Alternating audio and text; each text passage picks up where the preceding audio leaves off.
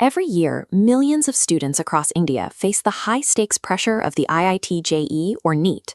Result day often brings a wave of stress and depression that ripples through entire families. We blame our population. We assume the exams are this brutal because too many people are fighting for too few seats in a crowded country. Take the Netherlands as a counterpoint. It has a higher population density than India, yet its students don't report the same levels of academic trauma. The Dutch government matches its university capacity to its population count, ensuring the educational supply meets the citizen demand. The cutthroat competition in India is a direct consequence of a massive deficit in building the schools and universities required for a nation of this size. This gap is decades in the making. In 1964, Kothari Commission recommended spending 6% of GDP on education. Today, spending remains below 3%. This macro-level underfunding has visible consequences. In the last decade, nearly 90,000 government schools have closed. Inside the schools that remain, children face a reality of crumbling infrastructure and a severe shortage of teachers. This is artificial scarcity. Students are burning out because they are forced to compete for a restricted number of seats that the government simply failed to build. As public education decays, middle-class parents are forced into a predatory private market. They often spend their life savings on coaching just to keep their children competitive. The coaching pipeline starts early.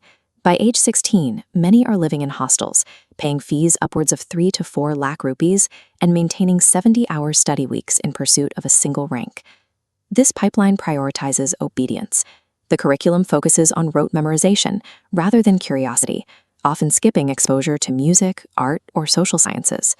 The modern global economy contains over 12,000 recognized career categories. However, the Indian school system filters that down to just 15 safe paths, like engineering or medicine. When a student hasn't found their passion, they are experiencing a feature of the system. It is designed to blindfold them to everything outside those 15 paths. Even those who reach the end of the prestigious pipeline carry a heavy burden. Many graduates enter the workforce with education loans exceeding 10 lakh rupees. They often find that their starting salary, averaging around 25,000 rupees, barely covers the interest on the investment made in their degree. To keep up with social expectations, they take on more debt. Bike loans and car EMIs quickly follow the first paycheck. The final lock is the 20-year home loan. Once half of a monthly salary is committed to an EMI, walking away from a toxic job becomes a mathematical impossibility. This is the middle-class trap, a life where monthly financial obligations dictate every career decision, finalizing a journey that began with underfunded schools. Escaping the bottleneck of those 15 crowded careers requires a shift toward the flow state, a psychological immersion in work where time seems to disappear. This is how you navigate the 12,000 paths the system ignored. The first phase is explore. For 30 minutes a day, research a career that is completely outside the traditional 15. Research fields like marine biology, look into cloud kitchens, or digital restoration. Next is engage. Move beyond reading and spend 20 hours on a real-world project. If you are interested in photography, shoot a friend's event for free to see if the work actually creates that sense of flow. The final phase is excel. By combining passion with grit, you can reach a level of skill in a niche market that makes you indispensable, bypassing the mass competition of the bottlenecked fields. The flow state provides the psychological resilience needed to build a career in the thousands of categories where the government didn't create an artificial scarcity.